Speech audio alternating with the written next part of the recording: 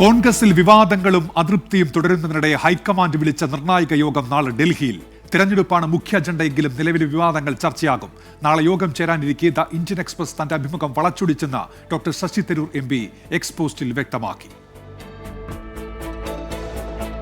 തദ്ദേശ നിയമസഭാ തെരഞ്ഞെടുപ്പ് അടുത്തിരിക്കെ വിവാദങ്ങളും പരസ്പരം പഴിചാരലുകളും അവസാനിപ്പിച്ച് സംസ്ഥാന നേതൃത്വത്തിൽ ഐക്യം തിരികെ കൊണ്ടുവരാനുള്ള നീക്കത്തിലാണ് ഹൈക്കമാൻഡ്.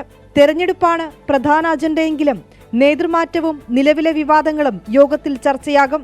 KPCC അധ്യക്ഷ സ്ഥാനത്ത് K. സുധാകരൻ തുടരുമോ എന്നും തീരുമാനമുണ്ടാകും. മാറ്റമുണ്ടായാൽ K. സുധാകരന് പകരം അടൂർ പ്രകാശിനോ ബെന്നി ബെഹനാനോ ആണ് സാധ്യത.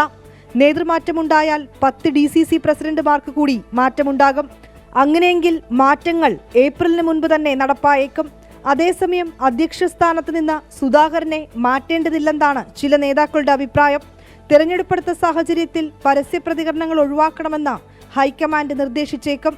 നാളെ നിർണായക യോഗം ചേരാനിരിക്കെ അഭിമുഖം നൽകിയ ദി ഇന്ത്യൻ എക്സ്പ്രസിനെ വിമർശിച്ച് ഡോക്ടർ ശശി തരൂർ രംഗത്തെത്തി. കേരളത്തിൽ നേതൃപ്രതിസന്ധി ഉണ്ടെന്ന് പറഞ്ഞിട്ടില്ല, തന്റെ അഭിമുഖം വളച്ചൊടിച്ചു. നാളത്തെ യോഗത്തിൽ പങ്കെടുക്കുമെന്നും ശശി തരൂർ വ്യക്തമാക്കി. തിരുവനന്തപുരത്ത് എല്ലാവരോടും സംസാരിച്ചു കഴിഞ്ഞു, ഒന്നും പറയാനില്ല. നിങ്ങൾ ഈ പോഡ്കാസ്റ്റ് കേട്ടോ? ഞാൻ പറഞ്ഞത് എന്താണ്, ഒന്ന് ശ്രദ്ധയോട് കേൾക്കൂ. ഇന്ദിരാഭവനിൽ നാളെ വൈകിട്ട് 4 മണിക്കാണ് യോഗം.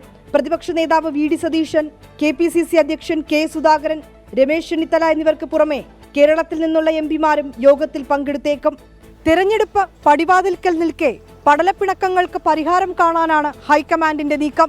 സമവായം ഉൾപ്പെടെയുള്ള കാര്യങ്ങളിൽ നാളെ ചേരുന്ന യോഗത്തിൽ നിർണായക തീരുമാനങ്ങൾ ഉണ്ടായേക്കും.